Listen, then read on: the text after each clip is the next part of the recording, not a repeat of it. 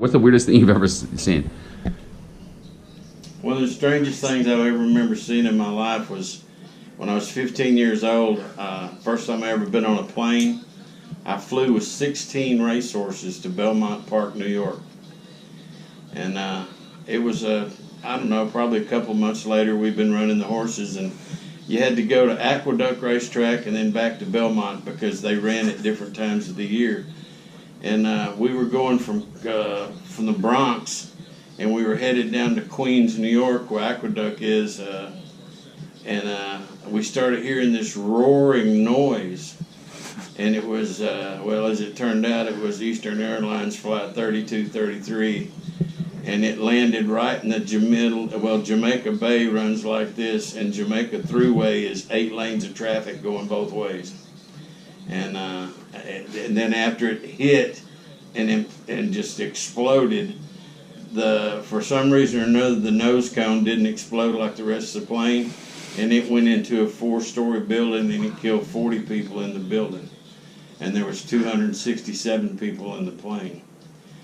Not one living, breathing survivor. But that's not the point. We were there before the EMTs, the ambulance, the cops. We were there before anybody. And I would see people stop on the side of the road, and some of them were kind of too scared to get to the plane. But you'd see like 3 chairs. You know, it was like 3 chairs, 2 chairs, 3 chairs.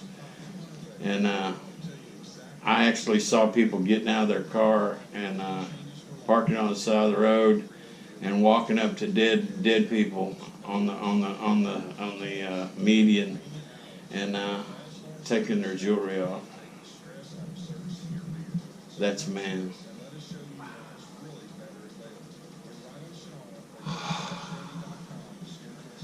I thought they were going to help them, you know. I thought maybe these are EMT people, or these are, you know, but no. Wow. They were going through their wallets and taking their jewelry. What year was this? 1973. I think anyone would have PTSD after seeing something like that. Yeah, and you know, to this day, I had to have this cancer surgery up my nose, and I can't smell anything. But the funny thing is, if I pull up at a car at a gas station and there's a window down or something, I can smell gas pumping. You can smell that. Not until I look up and see the sign that says gas. And as soon as I see a gasoline sign, I can smell the gas. But I can't smell anything. And I'm a chef. I'm a trained chef. And I mean, smelling's pretty important when you're cooking. But I can't smell virtually anything. But when I see a sign that says gas, you can smell it. I can smell gas. Now, why do you think that is? I don't know, because it's not really gas. Those big jets now, they run on a low-grade diesel fuel. But it's something you'll never, ever, ever, ever, if you live to be as old as Methuselah, you'd never forget it. And the smell. I don't think there's a smell, even if I could smell, I don't think there's a smell in this world, there can't be, that could be any worse than burning flesh.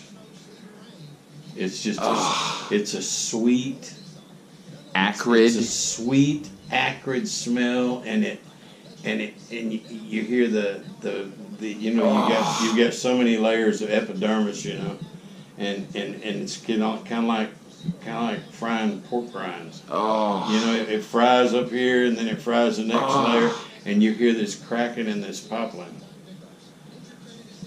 all along with the rest of it. So. It's noticeably different than burning any other type of flesh. Oh, but human flesh in particular. Yeah, because human flesh, it tend to have more fat on them, and the fat. Yeah, whatever the scientific term is, who gives a shit. The fat is what turns. That's what gives you that sweet smell. Wow.